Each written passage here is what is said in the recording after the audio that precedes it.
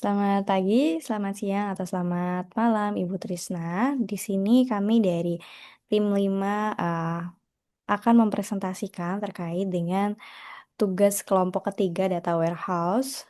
Poin 2 mengenai analisis multidimensional dan data mining. Di sini kelompok kami memilih mengenai performance penjualan tiap cabang untuk data warehouse. Oke, untuk source datanya yaitu AdventureWorks DW 2019. Lalu untuk linknya yaitu learn.microsoft.com ID SQL samples AdventureWorks install configure. Untuk toolsnya sendiri kami menggunakan MySQL Server dan juga Azure Data Studio. Nanti untuk sedikit penjelasan mengenai beberapa query akan dibantu oleh Mas Henry dan juga Mas Ansar. Dan untuk demonstrasinya akan dibantu oleh Mbak Ayu. Oke, baik. Boleh next slide. Oke, di sini saya akan menjelaskan tujuan dari slide berikut ini, yang dimana slide ini berisi query trend penjualan bulanan per cabang. Nah, tujuannya itu adalah query ini digunakan untuk menganalisis tren penjualan bulanan dari masing-masing cabang atau negara yang tergabung dalam sales territory country. Dengan analisis ini, kita bisa melihat apakah penjualan meningkat atau menurun dari bulan ke bulannya. Nah, penjelasan query singkatnya yaitu adalah ada vacancy cells yang dilogokan dengan F, tabel utama yang menyimpan data transaksi penjualan, dim sales territory S, tabel dimensi untuk informasi wilayah atau cabang, dim date, tabel waktu untuk mengkonversi tanggal ke format YYYMM, baru ada format tahun dan bulannya juga untuk mengubah tanggal lengkap menjadi format bulanan. Lalu di situ juga terdapat sum untuk total penjualan tiap bulan, group by agar hasil dikelompokkan berdasarkan cabang atau bulanan, order by untuk mengurutkan hasil berdasarkan nama negara dan bulanannya. Nah, manfaat dari query yang disediakan ini adalah yang pertama untuk melihat tren naik atau turunnya suatu penjualan per bulan, membandingkan performa antar cabang secara temporal dan menjadikan suatu bahan dasar untuk visualisasi time series penjualan.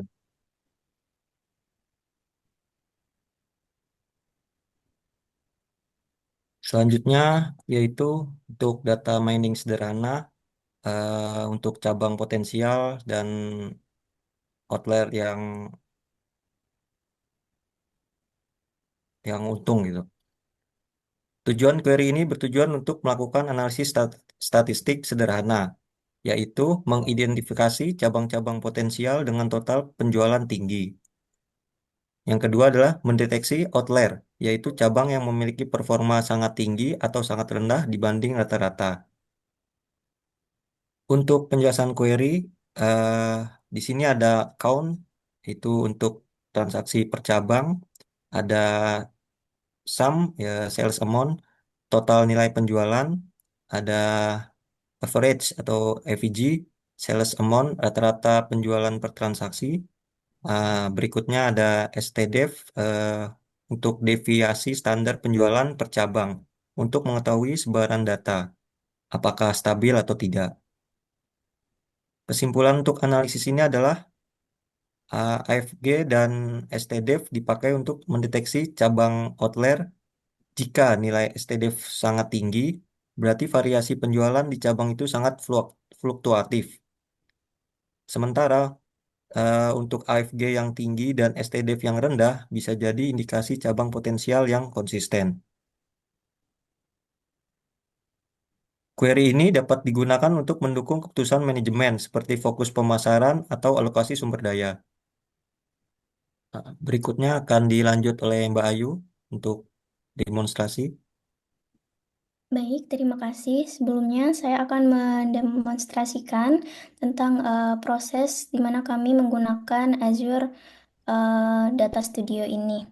Jadi, pertama karena data ini dijalankan di macOS, kita perlu menggunakan Docker sebagai kontainer karena MySQL Server tidak bisa dijalankan di macOS. Ketika Docker desktopnya sudah running, kita bisa langsung ke Azure Data Studio. Ini merupakan aplikasi pengganti SSMS ya, yang biasanya digunakan untuk query-query dan data mining di Windows.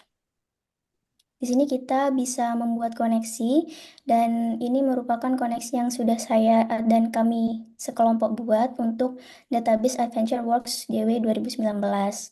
Ketika file backupnya di-download tadi, kita lakukan restore database. Berikut caranya, kita restore database untuk bisa digunakan. Ketika sudah nanti berhasil, maka akan muncul di daftar database yang kita punya. Sini sudah muncul ya, ada banyak sekali dimensi dan juga fact table yang bisa dilakukan untuk analisis. Untuk query yang sudah dijelaskan tadi, berikut adalah hasilnya. Di sini untuk yang tren penjualan di setiap teritori salesnya, di sini setiap bulannya sudah didapatkan datanya, bisa dilihat monthly salesnya berapa untuk di sales territory country tersebut. Sini dari 2010 setiap bulannya dan 2011, 2012 secara berurutan. Kemudian di sini query kedua merupakan data mining yang sudah dijelaskan tadi oleh Mas Ansar. Di sini kita punya data berupa order, total sales, average sales, dan standar deviasi salesnya juga yang bisa menjadikan keputusan selanjutnya dan juga prediksi untuk perusahaan dalam mengetahui sales yang mereka punya atau mereka lakukan gitu. Jadi ini bisa menjadi data yang sangat berharga bagi perusahaan. Mungkin sekian dari demonstrasi, saya kembalikan ke Anissa. Terima kasih. Oke, baik. Terima kasih teman-teman, Mbak Ayu, Mas Henry, dan juga Mas Ansar untuk penjelasannya. Mungkin dari tim kami cukup itu saja, Ibu Trisna. Jadi tim kami di sini sebenarnya ada 5 orang, tapi di sini hanya 4 orang ya, Bu ya. Jadi untuk yang satunya tidak bisa hadir di sini, gitu. Dari kami itu saja. Mungkin apabila masih ada kekurangan, mohon maaf apabila kurang lengkap dan sebagainya. Terima kasih.